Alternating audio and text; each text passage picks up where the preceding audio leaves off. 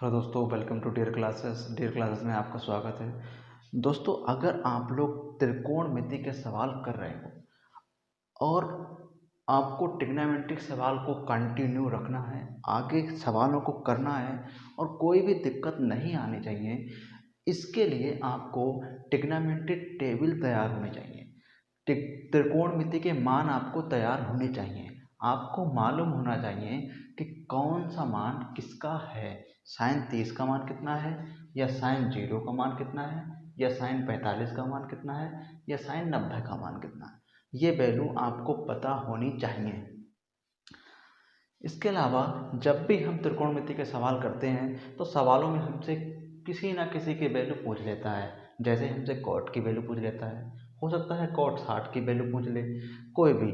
तो इसके लिए ये किताबों में तो लिखी हुई होती है, परंतु जब हम सवाल करते हैं, एग्जाम में सवाल को करते हैं, तो हमारे पास कोई भी वैल्यू लिखी हुई नहीं होती है, हमें अपने माइंड से ही लिखना होता है। इसलिए आपके लिए टेबल बिल्कुल सही तरीके से तैयार होनी चाहिए।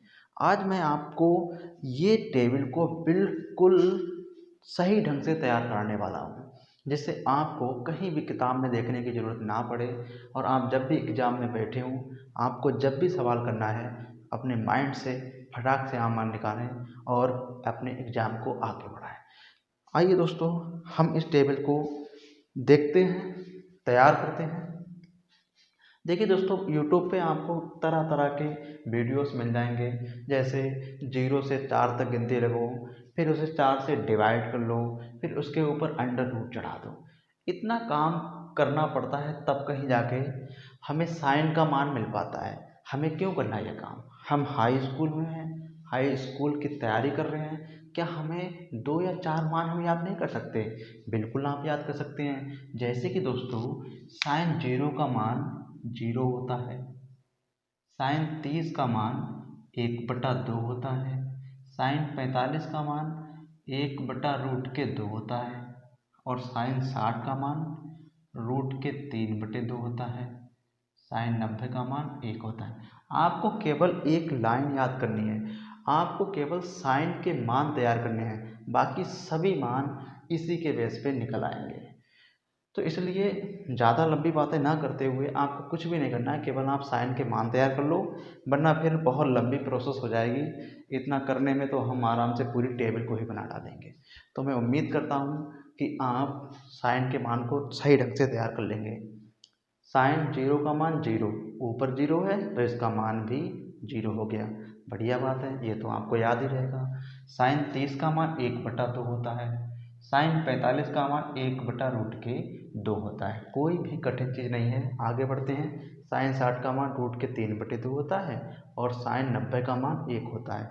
ये तो आपको तैयार ही हो गया होगा। अगर तैयार नहीं हुआ है तो 1 मिनट के लिए आप वीडियो को रोक लें और बहुत ही ध्यान से इन्हें देख लें। मेरे ख्याल से आपको ये तैयार हो जाएगा। इसके बाद में दोस्तों आपको क्या करना है, अगर आपके पास साइन का मान आपको तैयार है तो कॉस में बिल्कुल कुछ भी नहीं करना है। जो भी आपके साइन के मान थे वही मान यहाँ पे लिखने हैं। जी हाँ, बिल्कुल वही मान लिखने हैं। जैसे कि जो यहाँ पे मान 90 का होगा वो यहाँ पे कॉस में 0 का होगा। मतलब आप इधर से बिल्कुल कॉपी कर दें। एक बाद में क्या था, √3/2, उसके बाद 1/√2, उसके बाद 1/2 और फिर 0। देखिए, हम लोगों ने इधर से बिल्कुल कॉपी कर दिया है, ये मान कॉस का हो जाता है। तो अगर हमें साइन का मान पता है तो हम कॉस का मान आसानी से निकाल सकते हैं। मैं आपको यही बात समझा रहा था। उसके बाद में फिर हमें मान ज्ञात करना होता है टेन का। टेन का मान दोस्तों कैसे निकलता है, हम जानते हैं कि टेन थीटा बराबर होता है साइन थीटा बटे में कॉस थीटा। अगर आपको टेन का मान चाहिए है तो ऊपर साइन होना चाहिए और बटे में कॉस होना चाहिए। हमारे पास साइन का भी मान है और हमारे पास कॉस का मान भी है। इसके हिसाब से साइन का मान 0, कॉस का मान कितना है 1। जीरो को आप किसी भी संख्या से भाग दो तो उसका मान जीरो ही आता है, मतलब इसका मान जीरो ही रहेगा। तो हमें पता लग गया कि tan जीरो का मान जीरो ही रहेगा। उसके बाद में आपको ये ऊपर ये नीचे यही प्रोसेस रखनी है, क्योंकि ऊपर साइन है और नीचे आपका कॉस है।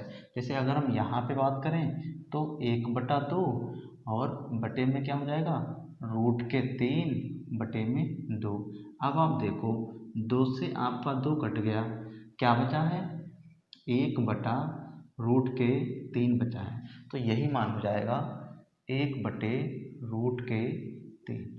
tan 30 का मान निकल के आ गया। आगे बढ़ते हैं। आगे आप 45 में देखो दोनों वैल्यू बिल्कुल समान है, जितना ऊपर है उतना ही नीचे है, मतलब पूरी वैल्यू आपस में कट जाएगी।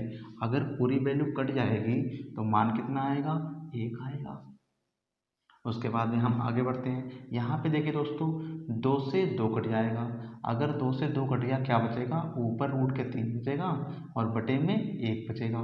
तो इसका मान कितना हो जाएगा, √3 हो जाएगा। तो यहाँ पर tan 60 का मान √3 होता है।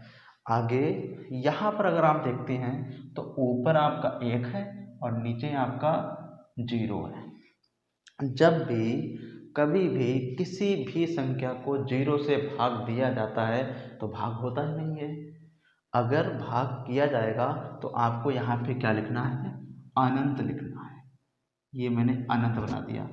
अपरिभाषित अनंत, इसका मतलब जिसका कोई अंत ना हो, या फिर आप कह सकते हैं अपरिभाषित। इस संख्या को हम परिभाषित नहीं कर सकते, तो ये आपका अनंत हो गया। ठीक इसी प्रकार tan के बाद में हम cot का मान निकालना चाहेंगे। हमें मालूम है tan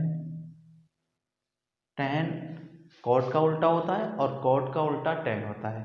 मतलब अगर हम वैल्यू निकालें cot की तो cot थीटा बराबर होता है 1/tan थीटा।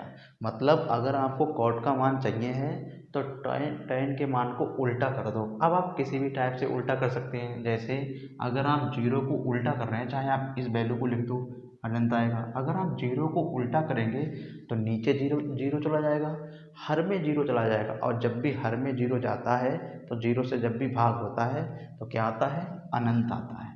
तो यहाँ पर भी अनंत आ जाएगा।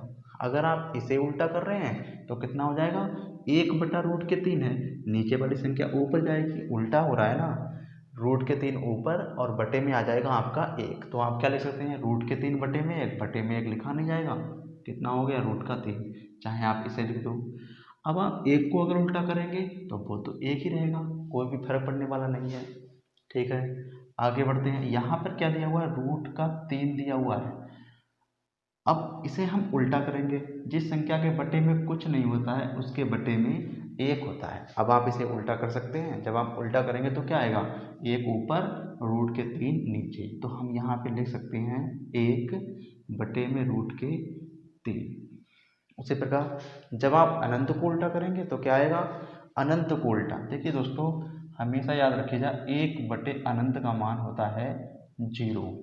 1 बटे अनंत मतलब किसी भी संख्या के बटे में अगर अनंत है तो अनंत जब बटे में होता है तो उसका मान 0 होता है। तो इसका मान 0 हो जाएगा। हम लोगों ने साइन, कोस, टैन और कॉट के मान ज्ञात करें। अब हम निकालने वाले हैं सेक थीटा का मान। सेक के मान कैसे निकलेंगे, देखिए दोस्तों हम जानते हैं कॉस का उल्टा होता है सेक, कॉस का उल्टा होता है सेक, या फिर सेक का उल्टा होता है कॉस, ये हम जानते हैं। तो यहाँ पर केवल आप इसके मान को उल्टा कर दो और आपको कुछ भी नहीं करना है। जैसे अगर आप सेक का मान निकालना चाह रहे हैं तो इसके मान को उल्टा कर दो, 1 को अगर आप उल्टा करोगे तो 1 ही तो आएगा। ठीक है, कोई फर्क पड़ने वाला है नहीं, बटे में 1 रहेगा तब भी 1 ही रहेगा। अगर आप इसे उल्टा करते हो तो क्या आएगा, 2 बटे में √3, यह आ जाएगा आपका, उल्टा हो गया।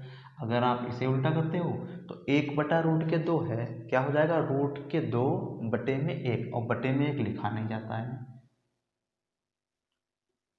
आगे बढ़ते हैं। अगर आप 1/2 को उल्टा करोगे तो कितना आ जाएगा, 2 आ जाएगा। 2/1 भाई 1 लिखेंगे नहीं आप। और अगर आप 0 को उल्टा करेंगे तो फिर से आपका आ जाएगा इनफाइनाइट, अनंत, अपरिभाषित। इसके बाद हम करते हैं कौशिक की बात। कौशिक का मान निकालने के लिए आपके पास दो तरीके हैं। जब हमने साइन के बाद में कॉस का मान निकाला था तो साइन के मानों को उल्टा कर दिया था, कॉस के मान मिल गए थे। यहाँ पर भी आप सेक के मान के उल्टा लिख दो, कौशिक का मान मिल जाएगा। अगर आप ये नहीं करना चाहते हो तो कौशिक का उल्टा क्या होता है, साइन होता है। साइन के मान को उल्टा कर दो तब ये मान मिल जाएंगे। जैसे अगर आप जीरो को उल्टा करोगे तो अनंत आएगा, या फिर आप इसे लिख सकते थे, बात एक ही है। उसके बाद में 1/2 का मान क्या आएगा, 2 आएगा, आप इसे लिख सकते थे। आगे बढ़ते हैं, 1/√2, 1/√2 क्या हो जाएगा, √2/1, आप केवल √2 लिख सकते थे। फिर √3/2, अगर हम उल्टा करेंगे तो क्या आएगा, 2/√3, ये वैल्यू आप लिख सकते थे। फिर आगे आपका 1 है, अगर आप 1 को उल्टा करेंगे तो 1 ही रहेगा। ये रहे आपके केवल के मान जो हमने हंसते हंसते निकाल दिए। बस केवल और केवल आपको साइन के मान पता होने चाहिए, बाकी सभी मान आप आसानी से निकाल सकते हो। वीडियो कैसा लगा कमेंट बॉक्स में ज़रूर बताएं। अगर वीडियो पसंद आए तो वीडियो को लाइक करें, कमेंट करें, शेयर करें और चैनल को सब्सक्राइब करें।